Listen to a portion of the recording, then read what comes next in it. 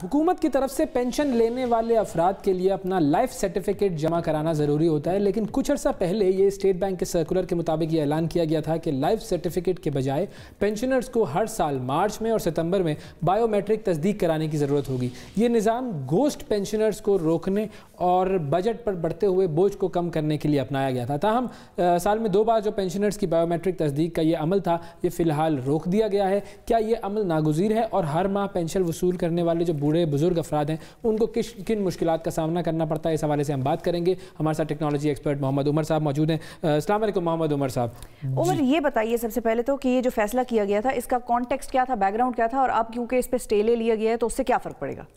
जी, इसमें आपको कुछ थोड़ा सा बैकग्राउंड देता चलूँ। पहले ये जो फैसला किया गया था ये आम लोगों की सहूलत के लिए किया गया था, क्योंकि प्रीवियसली ये होता है कि हर पेंशनर्स एवरी 6 मंथ्स, जैसे आपने जिक्र किया, proof of life certificate requirement है जी, जो कि इस चीज़ की शनाख्त करता है कि जो पेंशनर बेनिफिशरी है they are still alive and they are eligible for the pension. लेकिन उसमें डॉक्यूमेंटेशन बहुत ज़्यादा थी, तो स्टेट बैंक ने प्रपोज़ किया कि आप पेंशनर्स को रिक्वेस्ट की जाए कि वो हर 6 महीने के बाद बैंक जाकर और अपने बायोमेट्रिक्स, थंब बायोमेट्रिक्स प्रेजेंट करें। ठीक। इसका एक और रीज़न करने का ये भी था कि there is something called ghost pensioners. Pakistan में अगर आप ओवरऑल लैंडस्केप देखें तो I am not an expert, लेकिन रफली देयर अबाउट 15 मिलियन पेंशनर्स, और उसमें जो गोस्ट पेंशनर्स की तादाद बहुत ज़्यादा है। तो जो एक रफ एस्टिमेट है, somewhere between 50 to 100 billion rupees का फ्रॉड होता है, स्कैम होता है हर साल पेंशन का। तो government wanted to automate that, क्योंकि ऑटोमेशन जो है वो काफ़ी हद तक इस तरह के फ्रॉड्स को रेक्टिफाई कर देता है। सही। तो ये बैकग्राउंड था कि हम पेंशनर्स को रिक्वेस्ट करेंगे कि every 6 months they go to banks and do thumb biometrics. अब प्रॉब्लम ये हुआ, since it wasn't well thought through, जो एल्डरली हैं उनकी मोबिलिटी के इश्यूज होते हैं, बिल्कुल अक्सर बुजुर्ग लोग हैं, उनके लिए बैंक आना जाना दुश्वार होता है। फिर जो बुजुर्ग लोग हैं उनके थंब प्रिंट्स अक्सर के काम नहीं करते हैं। So there was a lot of backlash, जिसकी वजह से ये फैसला जो है this was put on hold. सही है। अच्छा, अब ये फैसला तो बड़ा अच्छा है टेक्निकली, क्योंकि ज़ाहिर है आप जब पेंशन दे रहे हैं किसी को तो आपको पता होना चाहिए कि सही बंदे को जा रही है। हमारे यहाँ तो आपको पता है इस तरह के फ्रॉड आम है, और अगर आप जिस तरह बता रहे हैं अरबों रुपए इस तरह से हुकूमत के ज़ाया हो रहे हैं, तो फिर तो ये एक बहुत बड़ा अहम मामला है। और जो इकदाम था वो ठीक था, लेकिन अब इसको होल्ड कर लिया है, जो इस फैसले पर होल्ड आ गया है, तो ये जो गोस्ट पेंशनर्स वाला मसला ये कैसे हल हो जाएगा फिर? जी बिल्कुल, ये अच्छा सवाल है और ये the problem prevails. Ghost pensioners को सॉल्व करने का तरीका ये है कि आप अगेन, जैसे मैंने जिक्र किया, ऑटोमेशन का इस्तेमाल करें। गवर्नमेंट ने recently Raast programme, I am not sure अगर आपको रास्त का आइडिया है या हमारे ऑडियंस को रास्त का आइडिया है। रास्त एक इंस्टेंट पेमेंट प्लेटफॉर्म है मोबाइल बैंकिंग की तरह, जो कि गवर्नमेंट ऑफ पाकिस्तान ने शुरू किया है। इसमें करंदाज एक कंपनी है जो कि नॉन प्रॉफिट ऑर्गेनाइजेशन है और वो इसे लीड कर रहे हैं। सो आने वाले दिनों में आम शहरी एक दूसरे के साथ रास्त के थ्रू पेमेंट्स रिसीव और सेंड कर सकेंगे। आपकी जो यूटिलिटीज़ की पेमेंट्स हैं वो भी रास्त के थ्रू हो सकेंगी। आप सैलरीज अगर ट्रांसफ़र करनी है अपने एम्प्लॉयज़ को, अगर आपके मर्चेंट अकाउंट्स हैं, तो ये तमाम इनिशिएटिव हमारी गवर्नमेंट का है with of course partnership with State Bank. तो one of the ways the government is trying to cover that or automate that is by using RAS program, ताकि हर चीज़ को डिजिटाइज कर दिया जाए। बिल्कुल सही। लेकिन इसमें जो गोस्ट पेंशनर्स का एक पहलू है, वो या जो प्रॉब्लम है, दैट स्टिल प्रिवेल्स। अब उसे कैसे सॉल्व किया जाए without causing inconvenience to elderly pensioners? उसका तरीकाकार ये है कि आप लेट्स से घर बैठे कोई ऐसा मैकेनिज्म उन्हें प्रोवाइड करें कि वो घर बैठे अपना प्रूफ ऑफ लाइफ दे दें। The idea is proof of life, कि आपको चाहिए ये गारंटी कि the person who is receiving the pension वो जिंदा हैं, हयात हैं और एलिजिबल हैं। तो उसमें ऑफ कोर्स टेक्नोलॉजी है जिसमें हम पहले भी बात कर चुके हैं। Facial biometrics is one area जिसे इस्तेमाल किया जा सकता है। ठीक है, लेकिन वो जो हम कहते हैं कि हमारा नादरा का डेटा दुनिया का बेहतरीन डेटाबेस है, तो वो नादरा का डेटा हमें नहीं हेल्प कर सकता इस इशू में? जी बिल्कुल, क्यों नहीं हेल्प कर सकता। नादरा के पास it's a very rich set of data, जैसे आपने जिक्र किया है। नादरा के पास तमाम पर्सनल डिटेल्स हैं सिटीजन्स की, और अबव ऑल नादरा के पास फेशियल सिग्नेचर्स भी हैं लोगों के। तो जब मैं अपने आईडी NIC बनवाने के लिए जाता हूँ नादरा के सर्विस सेंटर में, सो दे टेक माई फ़ोटो, और वो फ़ोटो नादरा के डेटाबेस में सेव हो जाती है।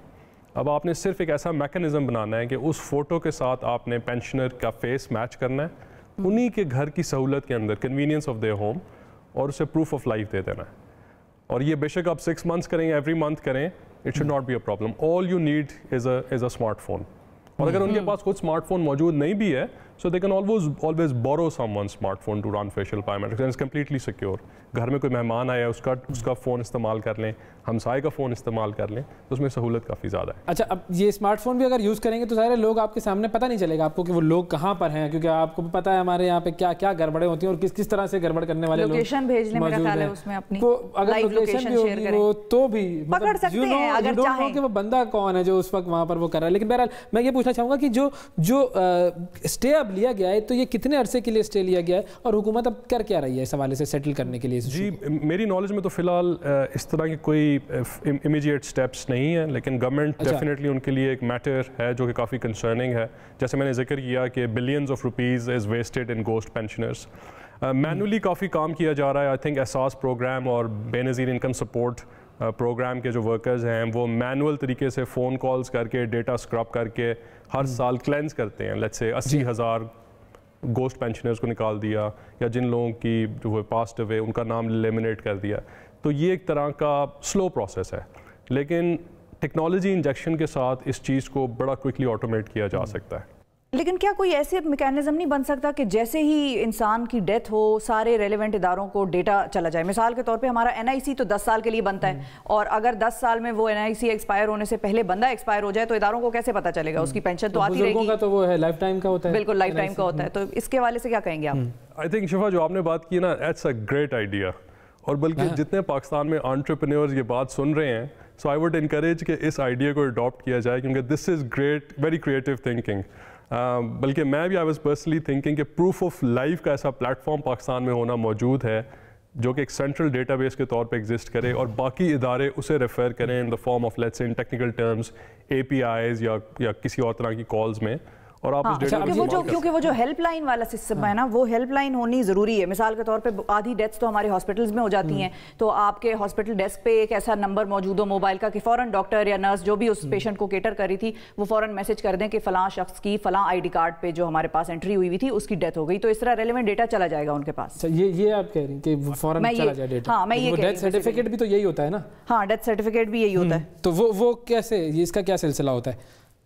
बाय लॉ हॉस्पिटल्स को मैंडेट करे कि इस तरह की जो सानेहात होते हैं जब people lose their lives, they have to be reported within a certain time frame. अच्छा, नहीं देखिए, मैं जो कंफ्यूजन में हूँ अभी, आपने आइडिया तो पहले बड़ा अच्छा लग गया कि भाई बड़ा ज़बरदस्त आइडिया है, लेकिन टेक्निकली ये प्रॉब्लम रहेगा. क्योंकि अभी ये प्रोसेस कैसे होता है, जो डेथ सर्टिफिकेट वाला प्रोसेस है वो अभी कैसे होता है? वो जो जाते ही नहीं है, करवाते ही नहीं है, हमें तो याद ही नहीं है, मतलब बहुत सारे लोग, लेकिन लोग नहीं करवाते ना. वो जो डेटा है वो नादरा को कैसे पहुँचता है अभी डेथ सर्टिफिकेट वाला, कि अभी कोई शख्स जो है उसका इंतकाल हो गया है? जी, ये फिलहाल मेरी ऑफ कोर्स डोमेन से बियॉन्ड है, लेकिन आपकी बात बिल्कुल सही है. इसमें जो क्रूशल चीज़ है वो टाइम है कि अगर डेटा 3 महीने के बाद पहुंचता है, 4 महीने के बाद पहुंचता है, तो that we have lost lot of time. उसमें ये कि विंडो ऑफ फ्रॉड काफ़ी ज़्यादा हो जाता है. सो जैसे हमने जिक्र किया कि इसमें रियल टाइम का एस्पेक्ट बहुत ज़रूरी है कि जैसे आप इस दुनिया से कूच करते हैं तो वो चीज़ अपडेट हो जाए डेटाबेस में. Proof of life.